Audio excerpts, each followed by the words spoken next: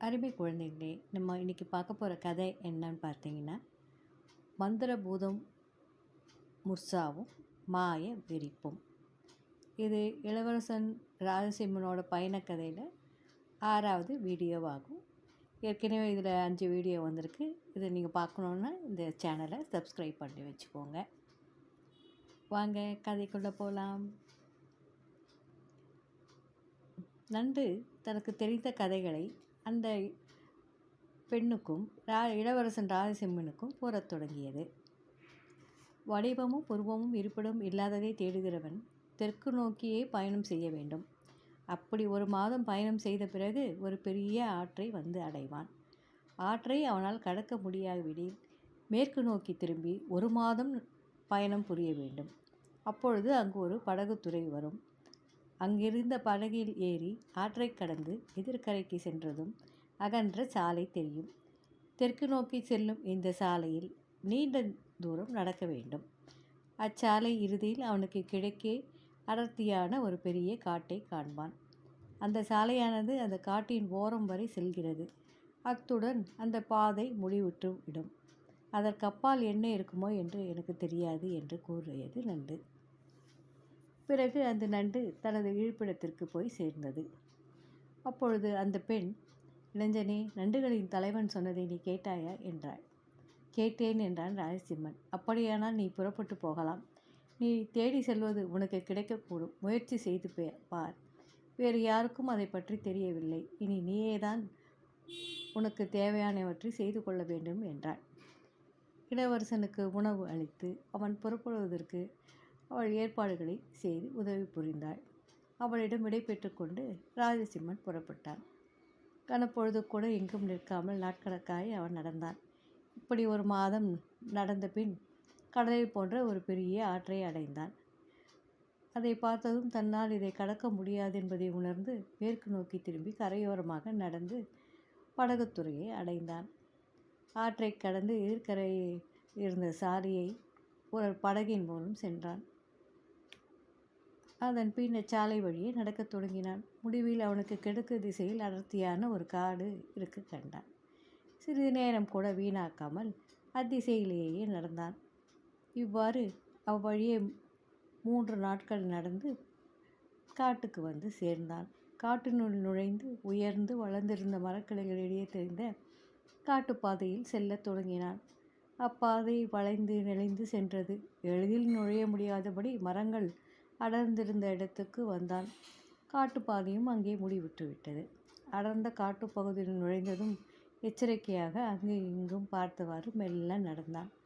மரங்கள் உயரமாக வளர்ந்திருந்தன.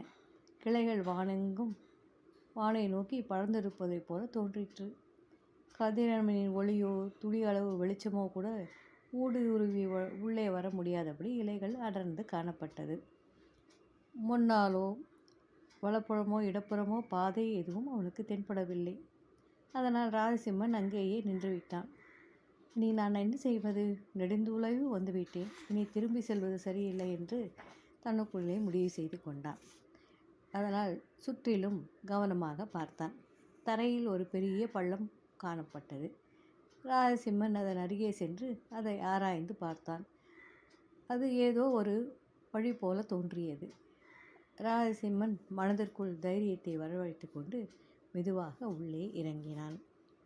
அது ஒரு பாதாள குகை என்று புரிந்தது. பின் கவனமாகவும் மெதுவாகவும் மெல்ல தடுமாறி அதனுள் நடந்து சென்றான். முடிவின்றி நடந்து கொண்டே இருந்தான். இறுதியில் ஒரு பெரிய குகையை வந்து அடைந்தான். அதனுள் சென்று சுற்றிலும் பார்த்தான். உள்ளே யாரும் இல்லை. காதை கூர்மையாக்கி கொண்டு கவனமாக கேட்டும் சப்தம் எதுவும் அவன் காதில் விழவில்லை. இருந்தபோதிலும் யாரோ இந்த குகைக்கு வந்து செல்கிறார்கள் என்பது மட்டும் அவனுக்கு புரிந்தது. இங்கே வசிப்பது யார் தெரியவில்லையே.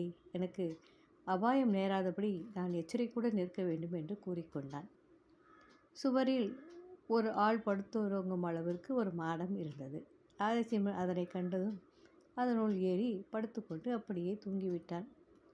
தூங்கிக் கொண்டிருக்கையில் தடதடவென்று சப்தம் கேட்டது. பூமியே அதிர்ந்தது. சத்தம் காதை அடைக்கும்படி பலமாய் இருக்கவே வருவது சாதாரணமானது அல்ல என்று அவனுக்கு தோன்றியது. உடனே மாடத்தினுள் நன்றாக உள்ளே தள்ளி ஒளிந்து கொண்டு இன்னும் எடை நடக்கப் போகிறதோ என்ற எச்சரிக்கையுடன் பதுங்கியிருந்தான். அப்பொழுது யாரோ குகை படிக்கட்டுகளில் இறங்கி வரும் சப்தம் கேட்டது. பார்ப்பவர் கலங்கும்படியான பேருருவம் கொண்ட ஒரு இளம் அரக்கன் குகையின் உள்ளே நுழைந்தான். கண்ணை பறிக்கும் ஆடை ஆபரணங்கள் அணிந்திருந்தான். அவனுடைய இருப்பு வாரில் விலை உயர்ந்த ஆயுதங்கள் தொங்கின. அரக்கன் அந்த ஆயுதங்களை கழற்றி சுவரில் இருந்த ஆணியில் மாட்டினான். பிறகு தன் மேலாடைகளை எடுத்து மற்றொரு ஆணியில் மாட்டினான். இதன் பின் தரையில் அமர்ந்து கொண்டு, முர்சாவே, வா, நீ, எனக்கு பசிக்கிறது என்றான். இதை சொல்லி வாயை மூடுவதற்குள் அவன் எதிரே மஞ்சள் பூ விரிப்பு ஒன்று விரிக்கப்பட்டது. வாய்க்கும் சுவையும் உள்ளத்துக்கு உபயம் அளிக்கும் வகையில் அருஞ்சுவை உணவு வகையிலும் பானங்களும் சிறந்த பழங்களும் பிறவும் அந்த விரிப்பின் மீது மளமளவென வைக்கப்பட்டது. அரக்கன் வயிறார உண்டும் குடித்தும் முழித்ததும், முர்சாவே, வாணி, இவற்றை எடுத்து செல் என்று கூறினான். உடனே மஞ்சள் பூ விரிப்பும் அதன் மேல் இருந்த தட்டுகளும் கோப்பைகளும் கூஜாக்களும் திடுமென மாயமாய் மறைந்து போயின. அரக்கன் எழுந்து மேல் உடைகளை மாட்டிக்கொண்டு தனது ஆயுதங்களையும் எடுத்துக்கொண்டு அந்த பாதாள குகையை விட்டு வெளியே போனான். அவனுடைய காலடி ஓசை சிறிது சிறிதாக தேய்ந்து மறைந்ததும் ராஜசிம்மன் அவன் சென்று விட்டதை உறுதி செய்து கொண்டு மாடத்தை விட்டு இறங்கி வந்தான். தன் மறைவிடத்திலிருந்து வெளியே வந்து சுற்றிலும் பார்த்தான். அவனைத் தவிர குகையினுள் யாரும் இல்லை.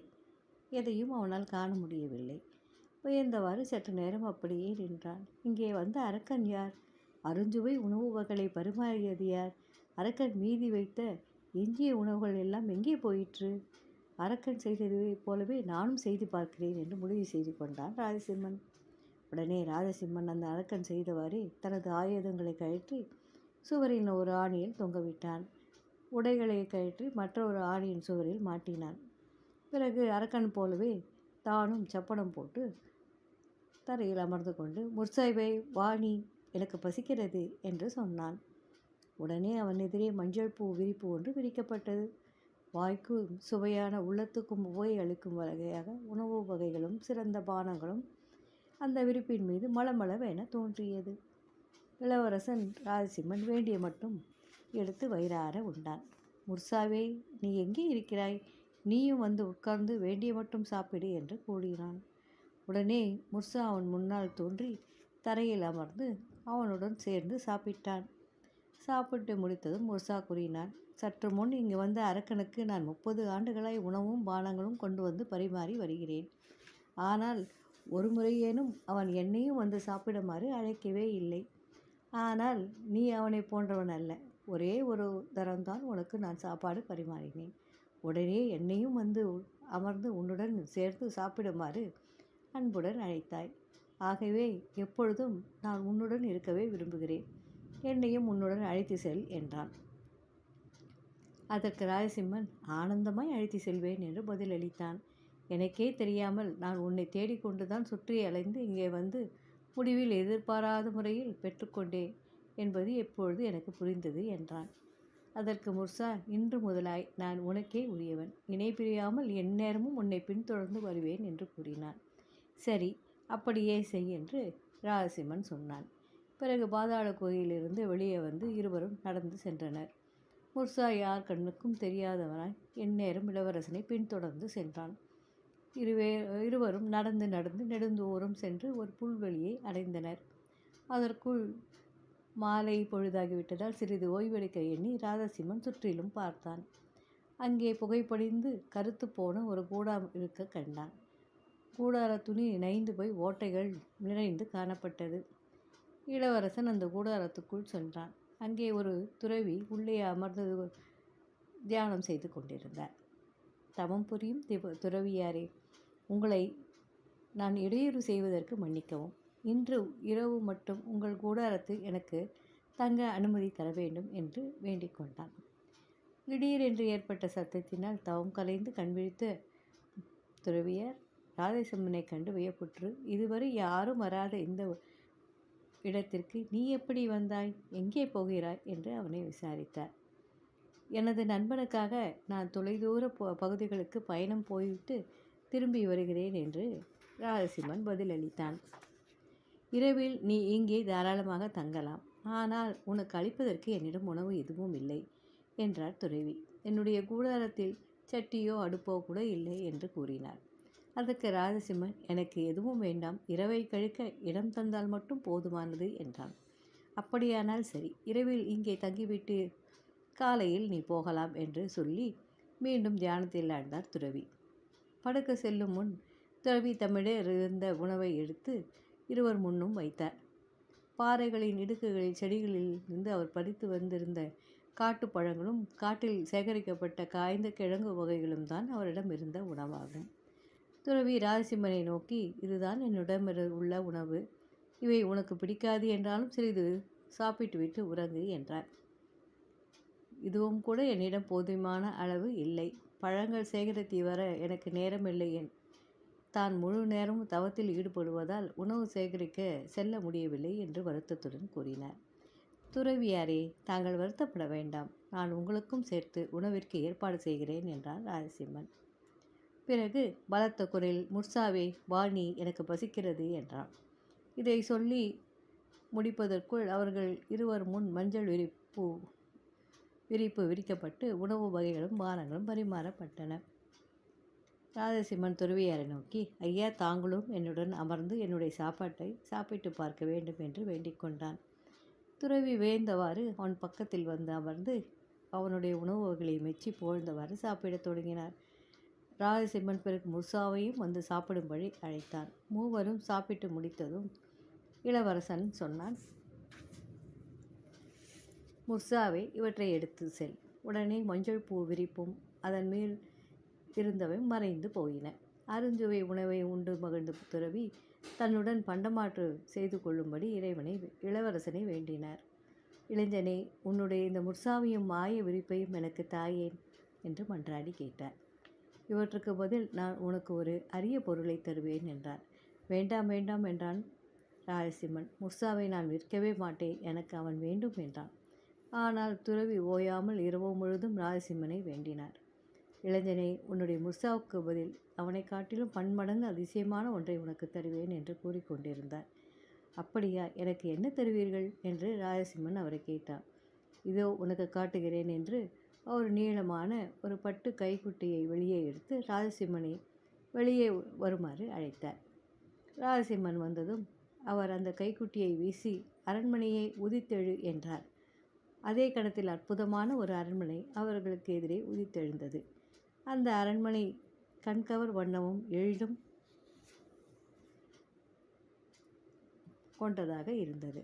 அதன் வெளிப்புறம் வெள்ளியும் தங்கமும் கொண்டு சிங்காரிக்கப்பட்டு பவளமும் முத்தும் இரத்தினங்களும் அதில் பதிக்கப்பட்டு இருந்தன. உட்புறத்தில் அதன் வேலைப்பாடுகளும் சுவர் சித்திரங்களும் காண்போர் கண்ணை பறிப்பதாக இருந்தது. மிகப்பெரிய மன்னர்களின் அரண்மனைகளில் கூட பார்க்க முடியாத செழுமையும் கவர்ச்சியும் கொண்டதாக அது திகழ்ந்தது. இளைஞனே, உனக்கு இது போன்ற அரண்மனை தேவையாய் இருக்கும் என்று அந்த துறவி கூறினார். ஆனால் எனக்கு தேவை சிறிதளவு உணவுதான். மேலும் எனக்கும் வயதாகிவிட்டதால் முன்போல் அலைந்து திரிந்து உணவை சேகரிக்க முடியவில்லை. ஆகவே நீ இந்த மாய கைக்குட்டியை எடுத்துக்கொண்டு முர்சாவையும் மஞ்சள் விரிப்பையும் எனக்கு கொடு என்று வேண்டினார். ஆனால் அவர் எவ்வளவு வேண்டியும் ராஜசிம்மன் உடன்பட மறுத்துவிட்டான்.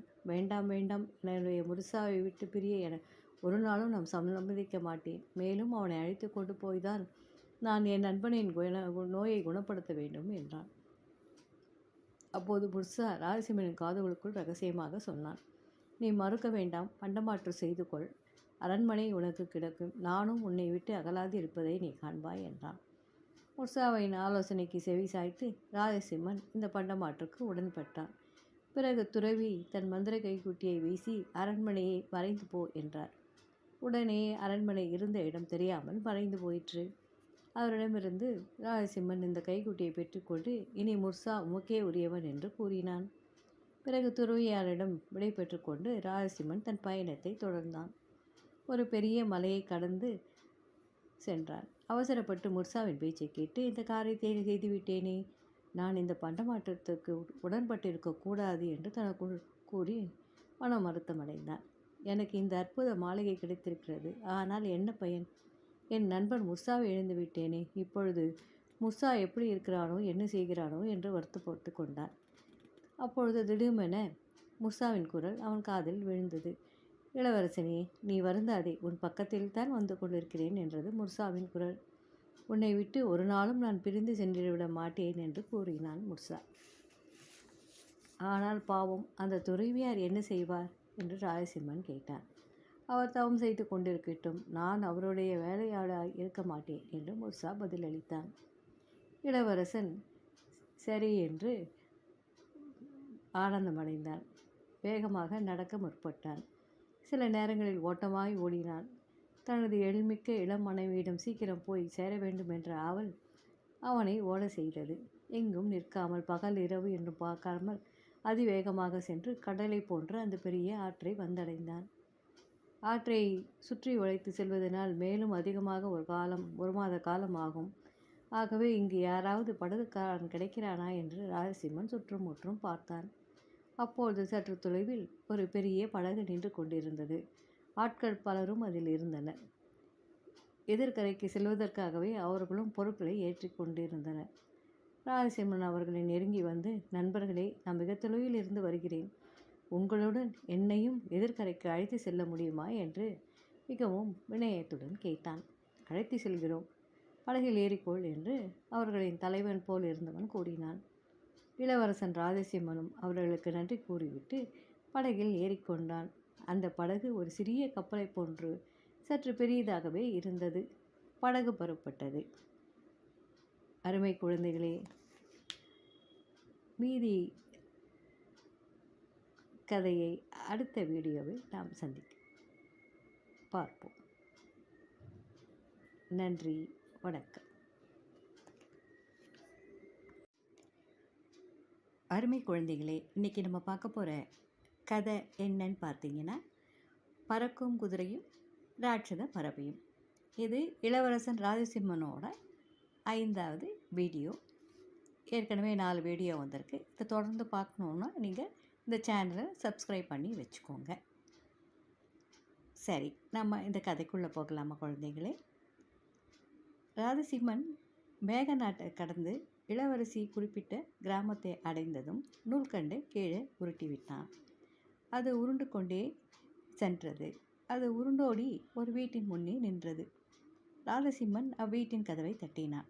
ஒரு வயதானவள் வந்து கதவை திறந்தாள். தலை நரைத்து முகம் சுருக்கங்களுடன் காணப்பட்டாலும் அதில் ஒரு கம்பீரம் தெரிந்தது.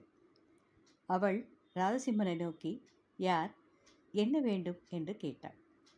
ராஜசிம்மன் தன் கையில் இருந்த அவர்களுடைய குடும்ப முத்திரை மோதிரத்தை எடுத்து அவள் கையில் கொடுத்தான்.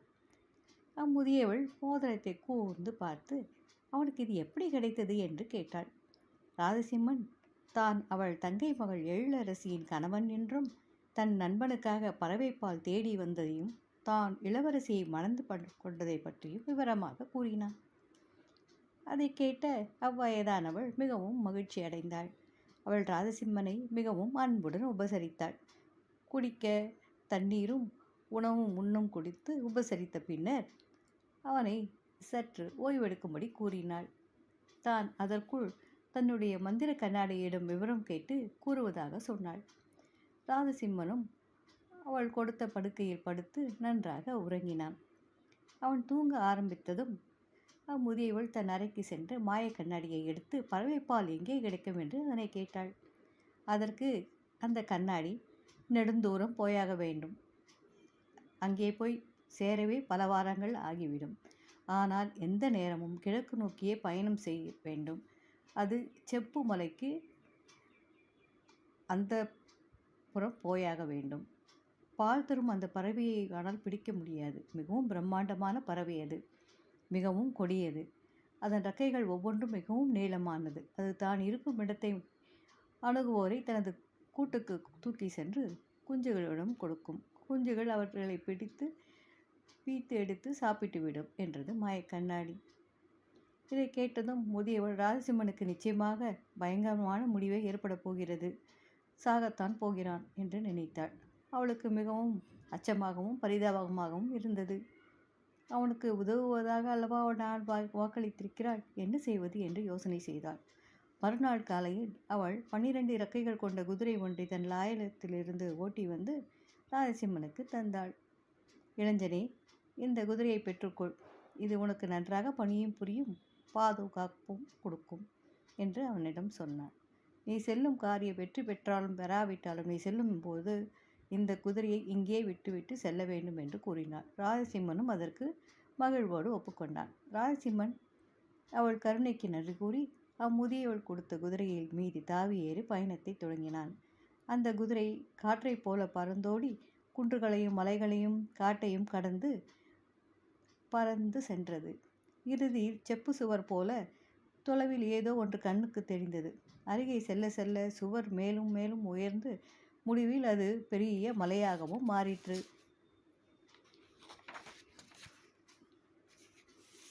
ராஜசிம்மனுக்கு அதை மலையை பார்த்து மிகவும் வியப்பானது. அதன் சிகரம் வானை தொட்டு கொண்டிருப்பதை கண்டான். அவ்வளோ உயரமான மலையை காண்பது மிகவும் அரியது. ஆனால் அதை அவன் மிகவும் கவனமாக பரிசீலனை செய்தான். அடியிலிருந்து உச்சி வரை அவன் பார்வை மிகவும் கவனமாக பரிசீலனை செய்தது. அப்பொழுது உச்சியில் மேகங்களைப் போல பெரிய கருத்த இறக்கைகளை கொண்ட பிரம்மாண்டமான ராட்சத பறவை ஒன்று அமர்ந்திருக்க கண்டான். அது திடீரென்று மலைமுகட்டை சுற்றி சுற்றி வந்து பக்கவாட்டில் சரிந்து கண்ணுக்கு தெரியாமல் மறைந்து விட்டது. ராஜசிம்மன் மிகவும் மெதுவாக பறவையினுடைய கவனத்தை கவராமல் மலை உச்சிக்கு செல்ல விரும்பினான். அதனால் லகானை பிடித்து இழுத்து கொண்டு மலையின் மேலே ஓட செய்தான். குதிரை ஒரு பாறையிலிருந்து இன்னொன்றுக்கு தாவி சென்று அம்மலையின் உச்சியை சிகரத்துக்கு கொண்டு போய் சேர்த்தது. ராஜசிம்மன் உச்சிக்கு சென்றதும் அம்மலையின் அழகு கண்கொள்ளா காட்சியாக விளங்குவதை கண்டான். நீர்வீழ்ச்சிகளும் மலர்களும் அழகான பழமரங்களும் நிறைந்து இயற்கையின் பெட்டகமாக இருந்தது அந்த மலை. மரக்குச்சிகளாலும் இலைத்தழைகளாலும் கட்டப்பட்ட அப்பிரமாண்ட பறவையின் கூட்டில் குஞ்சுகள் பசி தாங்காமல் தொண்டை கீழே கத்திக்கொண்டிருந்தன. சிறு குஞ்சுகளே ஆனாலும் ஒவ்வொன்றும் ஒரு எருதியின் பருமன் அளவு இருந்தது. ஒவ்வொன்றுக்கும் ஒரு தனி கூடு அமைத்திருந்தது பறவை. ராஜசிம்மன் சுற்றிலும் பார்த்தான். இரு பாறைகளுக்கிடையே ஒரு பெரிய இடுக்கு இருப்பதை கண்டான். அதனுள் குதிரையை ஓட்டி சென்று ஒளிந்து கொண்டான். சற்று நேரத்திற்கெல்லாம் தாய் பறவை வந்தது. ஒவ்வொரு கூடாய் சென்று குஞ்சுகளுக்கு பால் ஊற்றிற்று.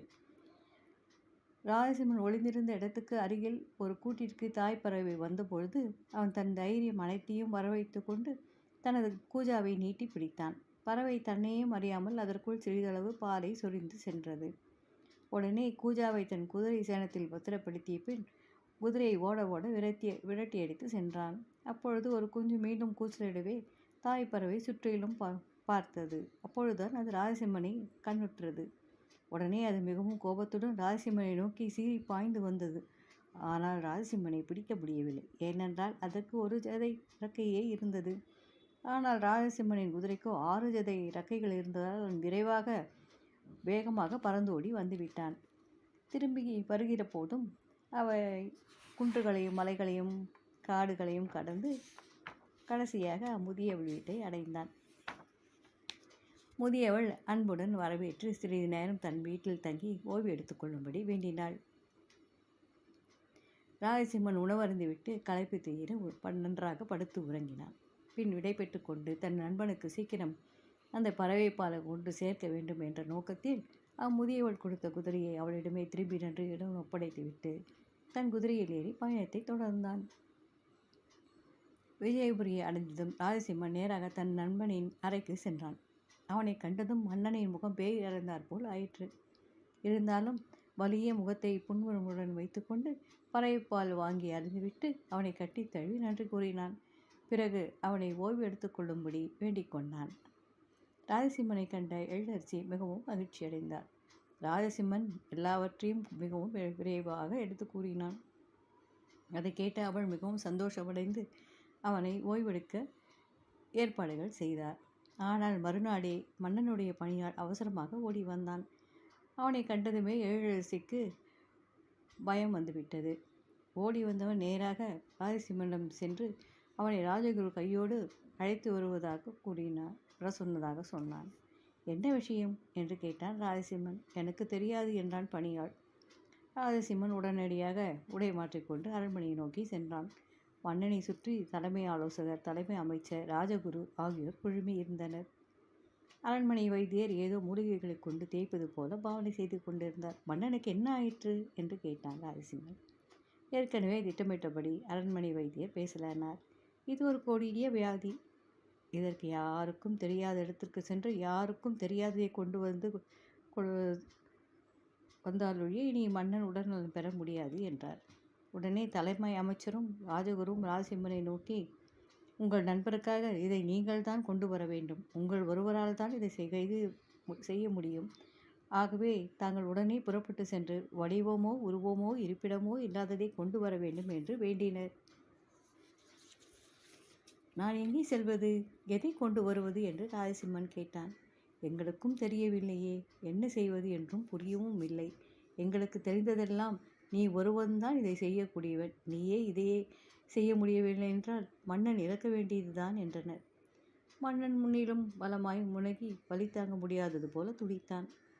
இளவரசன் ராஜசிம்மன் தான் தங்கியிருந்த விருந்தினர் மாளிகைக்கு திரும்பி சென்று என்ன செய்யலாம் என்று சிந்தித்து பார்த்தான். 3 நாட்களாக யோசனை செய்தும் அவனுக்கு ஒன்றும் தோன்றவில்லை. நெடுநேரம் சிந்தித்து அவனால் ஒரு திட்டமும் வகுக்க முடியவில்லை. இது தெரிந்தால் தன் மனைவி மிகவும் கவலைப்படுவாளே என்று பயந்து அவன் அவளிடமும் எதுவும் சொல்லவில்லை. நாம் ஏதாவது செய்து மன்னனை காப்பாற்ற வேண்டும் என்று நினைத்தான். அதற்கு வெளியில் சென்றால்தான் ஏதாவது செய்ய முடியும் என்று தோன்றியது. அதனால் பயணத்திற்கான ஏற்பாடுகளை செய்ய தொடங்கினான்.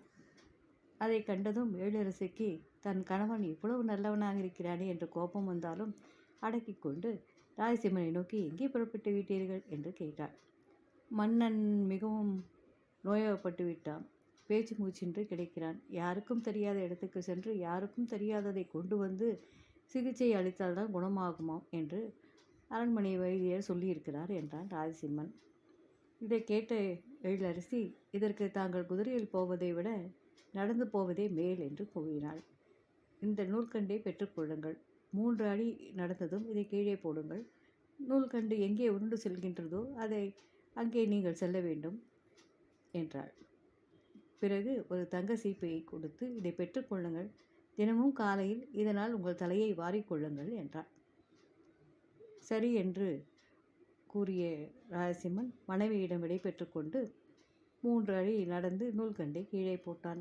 நூல்கண்டு மிகவும் வேகமாக உருண்டோட தொடங்கியது. இளவரசனும் அதை பின்தொடர்ந்து சென்றான்.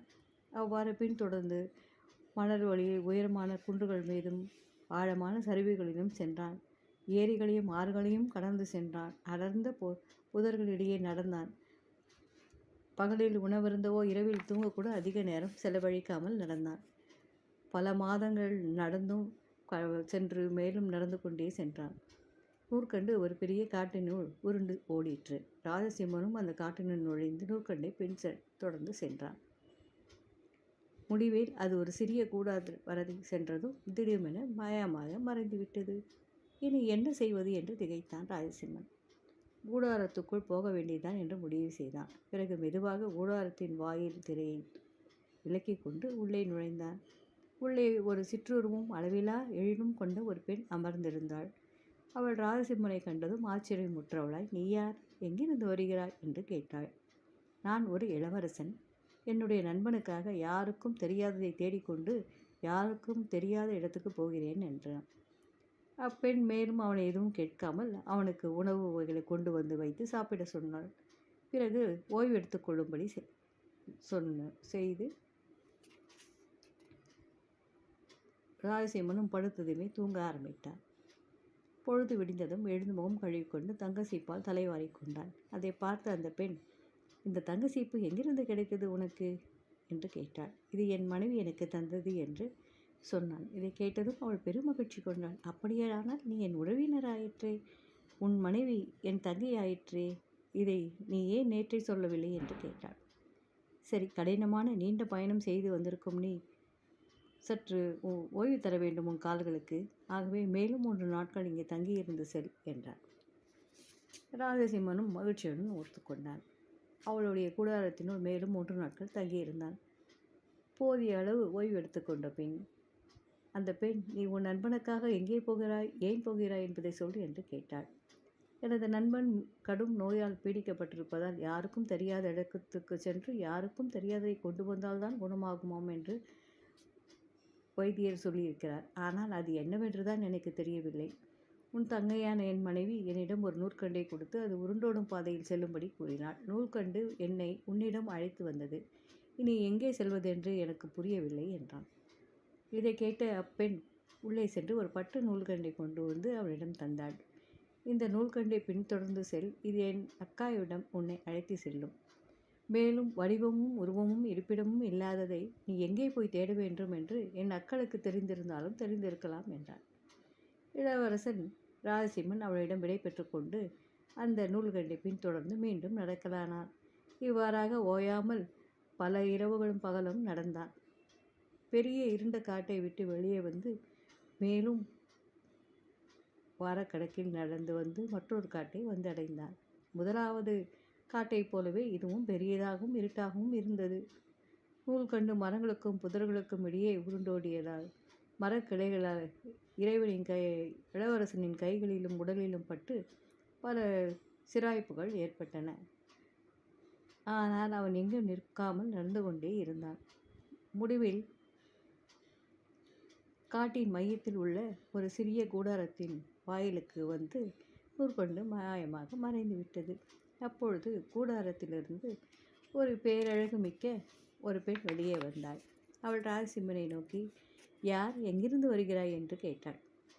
அதற்கு ராஜசிம்மன், நான் ஒரு வழிப்போக்கன், நெடுந்தொலைவிலிருந்து வருகிறேன், நெடுந்தொலைவு போயாக வேண்டும் என்று சொன்னான். ஆனால் அந்த பெண் அதற்கு மேல் அவனை ஒன்றும் கேட்கவில்லை. உள்ளே அழைத்து சென்று உணவும் பானமும் அளித்து படுத்துறங்க சொன்னாள். பொழுது விடிந்ததும் இளவரசன் விழித்தெழுந்து முகம் கழுவி தங்கசீப்பால் தன் தலையை வாரிக்கொண்டான். அதை கண்ட அப்பெண், இந்த தங்கசீப்பு உனக்கு எங்கிருந்து கிடைத்தது என்று கேட்டாள். இது என் மனைவி எனக்கு தந்தது என்றும் பதிலளித்தான். உடனே அப்பெண்ணின் முகம் மிகவும் மகிழ்ச்சியால் மலர்ந்தது. அப்படியானால் நீ என் உறவினன் தானே?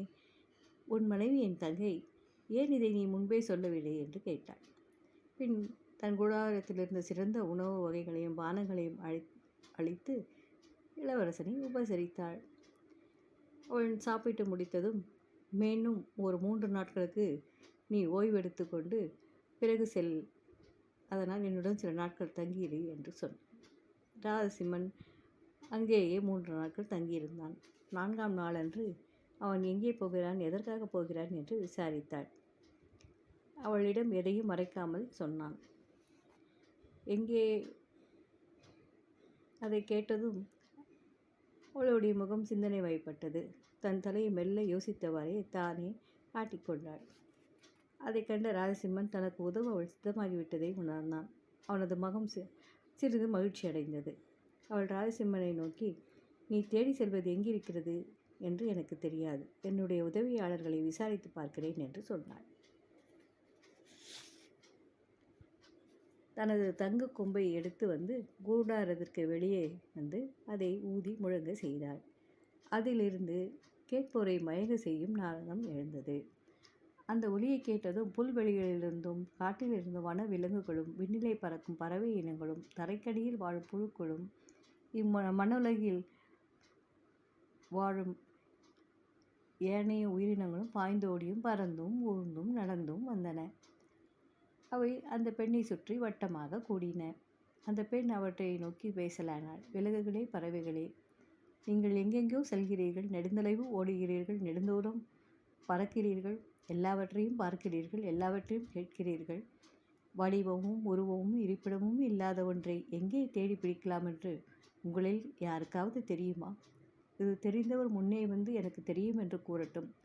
தெரியாதவர்கள் எங்களுக்கு தெரியாது என்று சொல்லிவிட்டு தமது இடங்களுக்கு திரும்பி செல்லட்டும் என்று சொன்னார்.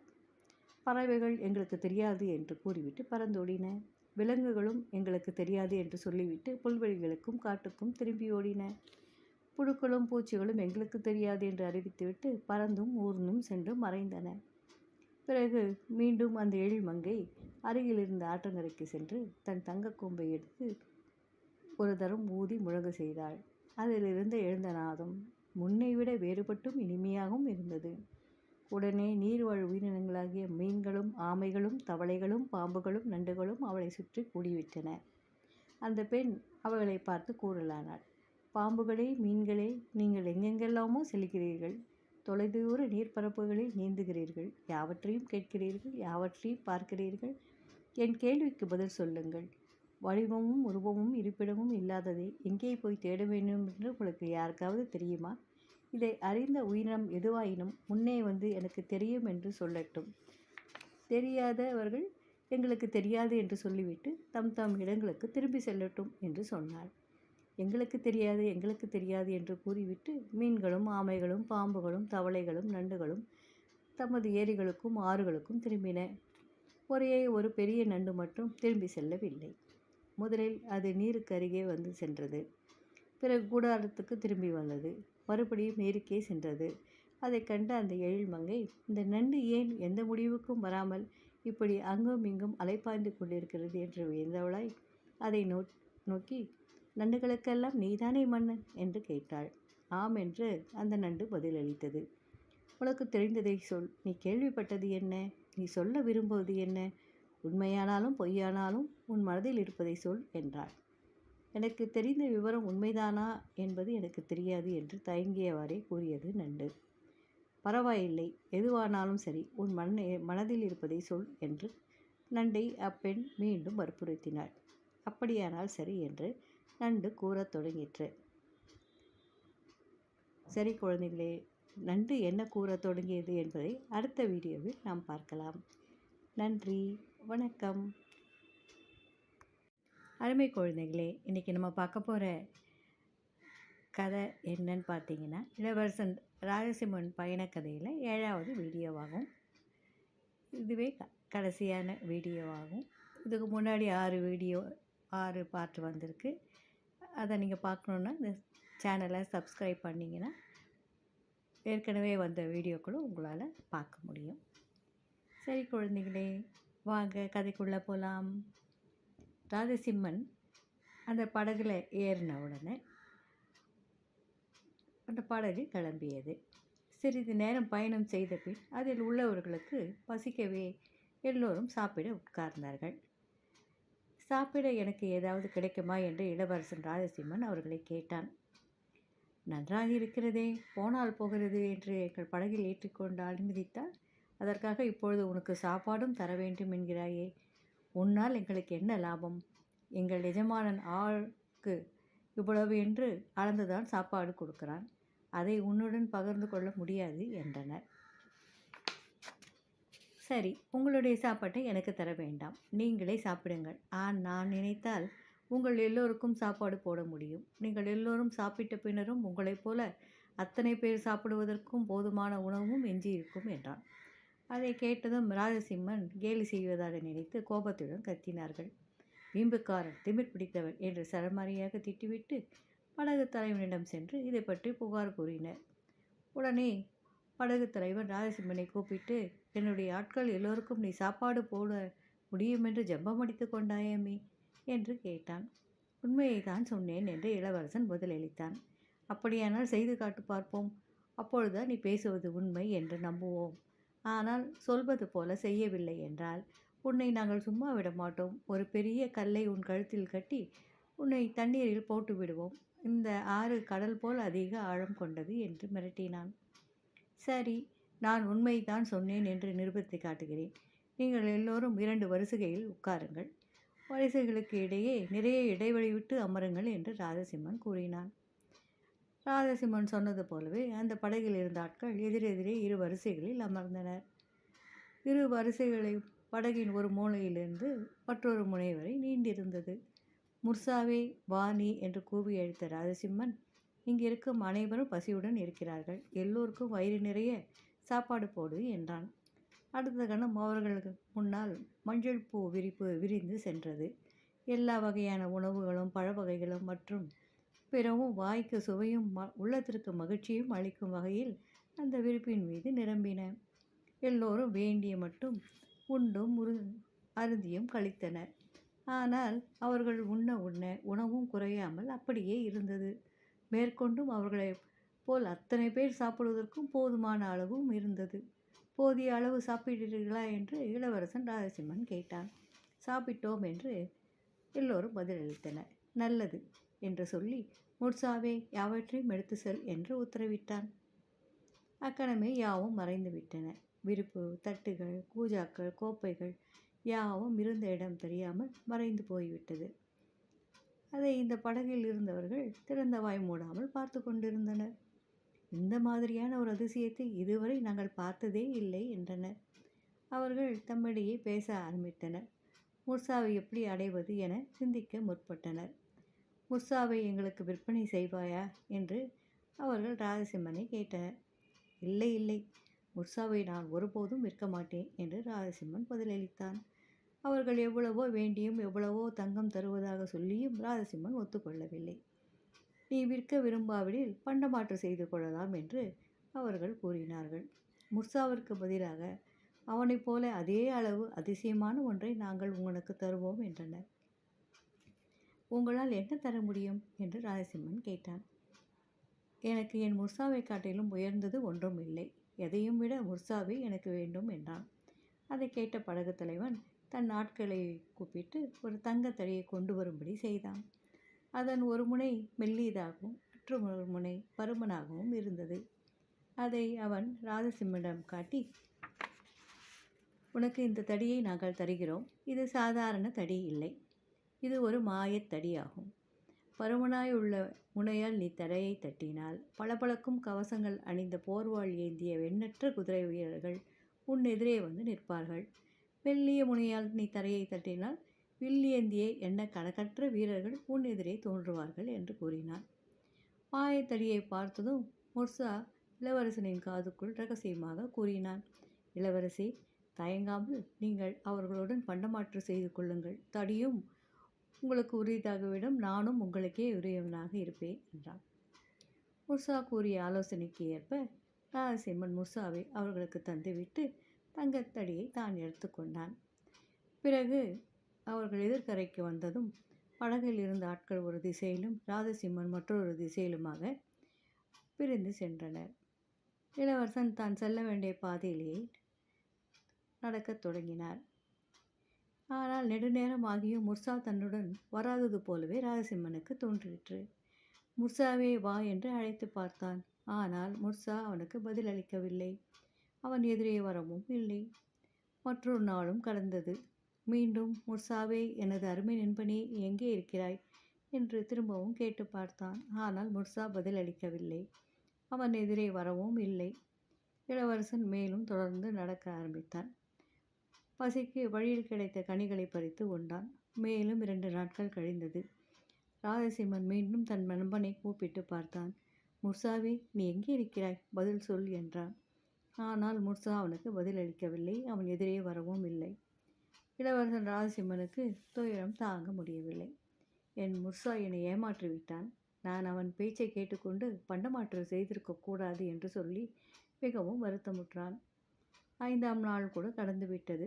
கடைசி ஒரு முறை கூப்பிட்டு பார்க்கலாம் என்று எண்ணியவனாய் ராஜசிம்மன் பலத்த குரலில், முர்சாவே, நீ எங்கே இருக்கிறாய்? பதில் சொல் என்று கூவினான். திடீரென்று முர்சாவின் குரல் அவன் காதில் ஒலித்தது. இளவரசனே, வருந்தாதே. உன்னுடைய முர்சா இதோ உன் பக்கத்திலே தான் இருக்கிறேன். நண்பகலில் தான் திரும்பி வந்து சேர்ந்தேன் என்று சொன்னான். பசி என் காதை அடைக்கிறது. முதலில் இருவரும் சாப்பிடுவோம் என்றான் ராஜசிம்மன். உடனே மஞ்சள் பூ விரிக்கப்பட்டு அதன் மேல் எல்லா வகையான உணவுகளும் வைக்கப்பட்டன.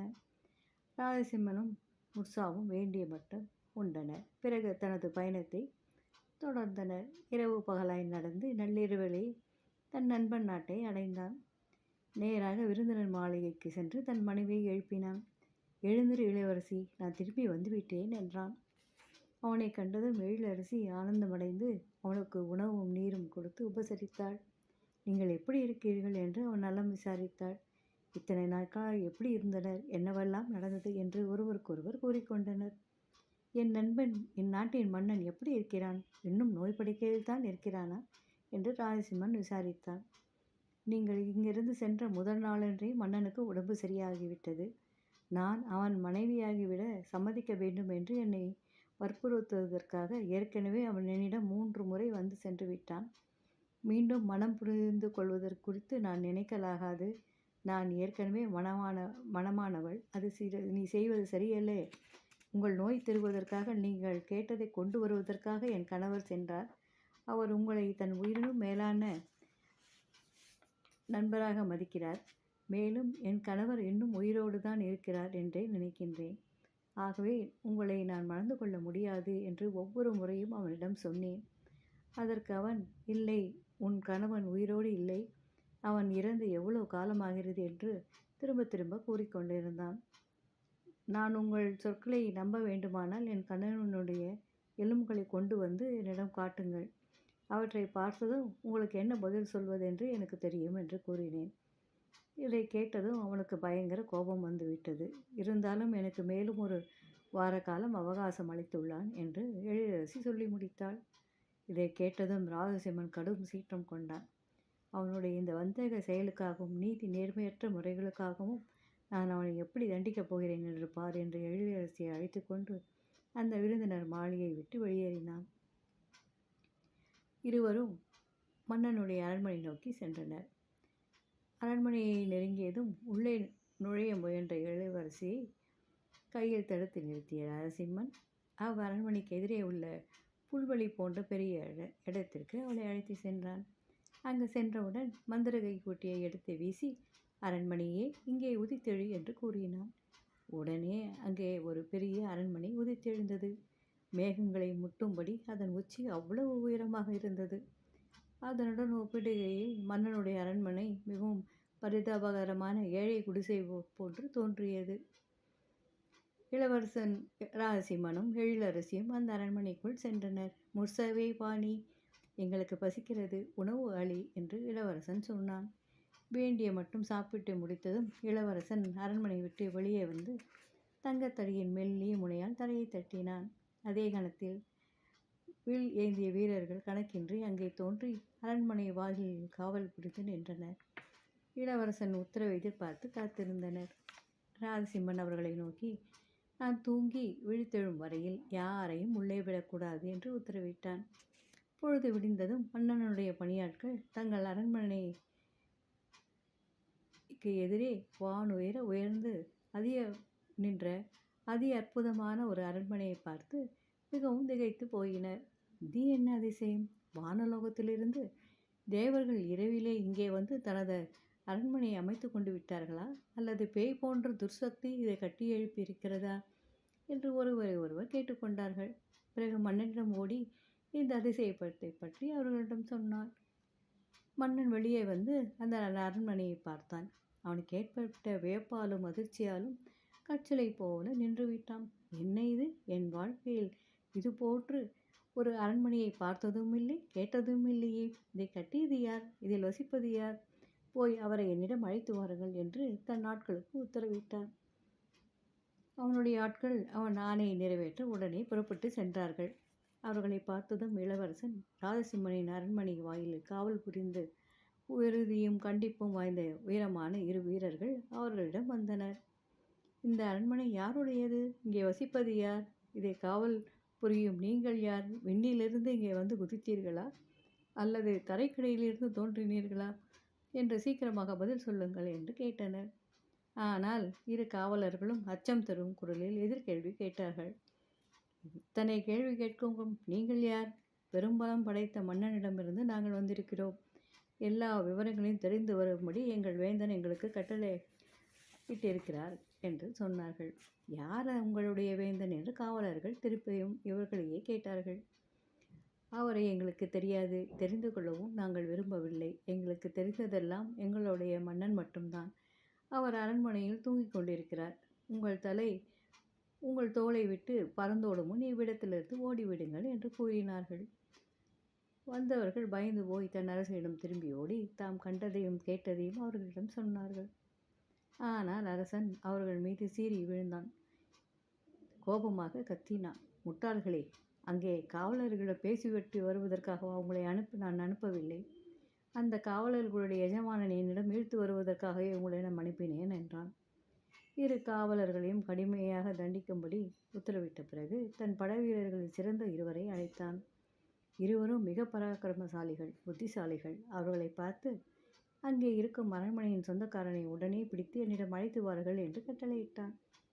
இரு படை வீரர்களும் அந்த அரண்மனைக்கு சென்று வாயில் கதவுகளை திறக்க முயன்றனர். ஆனால் அங்கே நின்ற காவலர்கள் அவர்களை பிடித்து தள்ளினார்கள். நீங்கள் யார்? உங்கள் உயிரை நீங்கள் மதித்தால் தூர விலகி செல்லுங்கள் என்று கூச்சலிட்டனர். உங்களுடன் பேசுவதற்காக அனுப்பப்பட்டவர்கள் அல்ல நாங்கள். இந்த அரண்மனையின் சொந்தக்காரனை பிடித்து எங்கள் அரசனிடம் இழுத்து செல்வதற்காக வந்திருக்கிறோம் என்று கூறி அரண்மனையின் கதவுகளை உடைத்துக்கொண்டு உள்ளே செல்ல முயன்றனர். ஆனால் ராஜசிம்மனின் காவலர்கள் அவர்களை பிடித்து நன்றாக அடிக்கத் தொடங்கினார்கள். உங்களுடைய அரசன் எங்களுக்கு ஒரு பொருட்டல்ல, அவனை எங்களுக்கு தெரியாது, அதை பற்றி எங்களுக்கு கவலையும் இல்லை என்று கூறிக்கொண்டே நல்லாக கசையால் அடித்து விரட்டினார்கள். இருவரும் நொண்டிக்கொண்டும் முக்கி முடங்கிக் கொண்டும் மன்னனிடம் போய் சேர்ந்தார்கள். காவலர்கள் எங்களை அந்த அரண்மனைக்குள் போக முடியாதபடி தடுத்து விட்டார்கள். எங்களை விட அவர்கள் 2 மடங்கு பலமுடையவர்களாக இருக்கிறார்கள் என்று அரசனிடம் முறையிட்டனர். இதை கேட்டதும் மன்னன் தனது அமைச்சர்களையும் ஆலோசகர்களையும் உடனே அழைத்து அவர்களை கலந்து ஆலோசனை நடத்தினான். நான் என்ன செய்ய வேண்டும் என்று சொல்லுங்கள். பலம் படைத்த பகைவன் ஒருவன் அந்த அரண்மனையில் வீற்றிருக்கிறான் என்று அவர்களிடம் சொன்னான். அரசே, நமது படைகளை அவனுக்கு எதிராக போர் புரிய அனுப்ப வேண்டும் என்று சொன்னார்கள். உடனே தன் சேனாதிபதிகளுக்கு படை திரட்டும்படி உத்தரவிட்டான். குதிரை படைகளையும் போராளிகளையும் காலாட்படைகளையும் திரட்ட படைத்தலைவர்களுக்கு உத்தரவிட்டான். படைத்தலைவர்கள் விரைந்து செயல்பட்டு இளவரசன் ராஜசிம்மன் எழுப்பிய புதிய அரண்மனை சுற்றி 33 படைப்பிரிவுகளும் 33 வரிசையில் சூழ்ந்து நிற்க அரசனின் ஆணையின் பேரில் அரண்மனையை நோக்கி அறைகூவல் விடுத்தனர். உள்ளே பதுங்கி இருப்பவனே, உனக்கு தைரியம் இருந்தால் வெளியே வந்து உன் பலத்தை எங்களுடன் மோதவிட்டு சோதித்துப்பார் என்றனர்.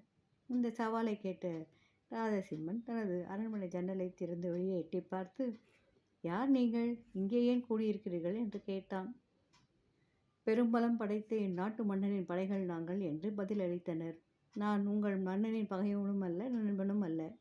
இங்கே என்னுடைய அரண்மனையில் நான் வசிக்கிறேன். அவனுடன் போர் புரிய விரும்பவில்லை என்று ராஜசிம்மன் அவர்களிடம் சொன்னான். ஆனால் உங்கள் மன்னன் போர் தொடுக்க விரும்பினால் நேராக அவரே என்னிடம் வந்து சொல்லட்டும், நான் அவருடன் போரிடுகிறேன் என்று சொன்னான் ராஜசிம்மன். நான் போரிடவே விரும்புகிறேன் என்று மன்னன் கூச்சலிட்டான். உடனே இளவரசன் ராஜசிம்மன் தன் அரண்மனையிலிருந்து வெளியே வந்து தனது தங்கத்தடியின் பருத்த முனையால் தரையை தட்டினான். அதே கணத்தில் எண்ணில் அடங்கா ஆயிரக்கணக்கான குதிரை வீரர்கள் தோன்றினர். எல்லோரும் இரும்பிலான போர்க்கவசம் அணிந்து கையில் போர்வாளை ஏந்தி நின்றனர். குதிரை வீரர்கள் தங்கள் போர்வாட்களை தலைக்கு மேல் உயர்த்தி, எங்களது இனிய மன்னரே, உங்களது ஆணை என்ன என்று ராஜசிம்மனை கேட்டனர். உங்கள் எதிரில் உள்ள படைகளை எதிர்த்து போராடுங்கள் என்று பதிலளித்தான். குதிரை வீரர்கள் முன்னால் உள்ள படைகளை தாக்கத் தொடங்கினார்கள். இளவரசன் ராஜசிம்மன் தனது தங்கத்தடியின் மெல்லிய முனையால் தரையை தட்டி அதிலிருந்து எண்ணிலடங்கா வில் வீரர்கள் உடனே அவர்களை எதிரே தோன்றினார்கள். எல்லோரும் தமது விற்களை உயர்த்தி, எங்கள் மன்னரே, உமது ஆணை என்ன என்று ராஜசிம்மனை கேட்டனர். உங்கள் எதிரில் உள்ள படைகளை எதிர்த்து போராடுங்கள் என்றான் ராஜசிம்மன். உடனே விற்படையினர் முன்னால் வந்து குதிரை படையினருக்கு பக்கபலமாக போராடினார்கள். இந்த பெரும் தாக்குதலைக் கண்டு ராஜசிம்மனின் படைகள் எதிர்க்க முடியாமல் மன்னனின் படைகள் பதற்றமடைந்து பின்னோக்கி சென்றன. ஆனாலும் ராஜசிம்மன் படைகள் வெட்டியும் வீழ்த்தியும் முன்னேறி சென்றன. போர் ஆரம்பித்து சிறிது நேரத்திற்குள்ளாகவே ராஜசிம்மனின் படையை எதிர்த்து போராடுவதற்கு யாரும் எஞ்சியிருக்கவில்லை. ராஜசிம்மன் வீரர்கள் எதிரி மன்னனை சிறைப்பிடிக்க போனார்கள். ஆனால் அவன் தன் குதிரையிலிருந்து கீழே குதித்து வேகமாய் ராஜசிம்மனின் அரண்மனைக்கு நோக்கி ஓடி, இரக்கம் காட்டுங்கள் அரசே, என்னை கொல்ல வேண்டாம் என்று கெஞ்சினான். அவனை கொல்ல வேண்டாம், உயிருடன் பிடித்து என்னிடம் கொண்டு வாருங்கள், அவனுடன் நான் பேச வேண்டும் என்று ராஜசிம்மன் தனது வீரர்களுக்கு உத்தரவிட்டான். அந்த வீரர்களும் மன்னனின் கைகளையும் கால்களையும் பிடித்து அவனை ராஜசிம்மனிடம் இழுத்து சென்றார்கள். அவன் ராஜசிம்மன் முன்னால் தரையில் விழுந்து வணங்கி இரக்கம் காட்டும்படியும் தனக்கு உயிர் பிச்சை தரும்படியும் மன்றாடினான். அவனுக்கு ஏற்பட்ட நடுக்கத்தில் இளவரசனை அவனால் அடையாளம் கூட தெரிந்து கொள்ள முடியவில்லை. ராஜசிம்மனுக்கு அதை பார்த்ததும் சிரிப்பு தான் வந்தது. அஞ்சாதே, நான் உன்னை கொல்லப் போவதில்லை. எனக்கு அதில் உடன்பாடும் இல்லை. நீ போர் புரிய விரும்பினால் நான் விரும்பியதால் நான் போர் புரிந்தேன், அவ்வளவுதான் என்று கூறினான். போர் புரிந்து களைத்து போயிருப்பாய், உணவு உண்ணலாம் வா என்றான். ராஜசிம்மனின் அழைப்பு அவனை மேலும் குழப்பத்தில் ஆழ்த்தியது. இருந்தாலும் உயிர் பிழைத்தால் போதும் என்று பலியாடு போல தலையாட்டினான். முர்சாவே, வாணி, எனக்கு பசிக்கிறது, உணவும் பானமும் கொண்டு வா என்றான். உடனே மஞ்சள் பூ விரிப்பு விரிக்கப்பட்டது. பல வகையான உணவுகளும் பானங்களும் அதன் மேல் வைக்கப்பட்டது. மன்னனை பார்த்து, உனக்கு வேண்டியதை எடுத்து சாப்பிடலாமா என்றான்.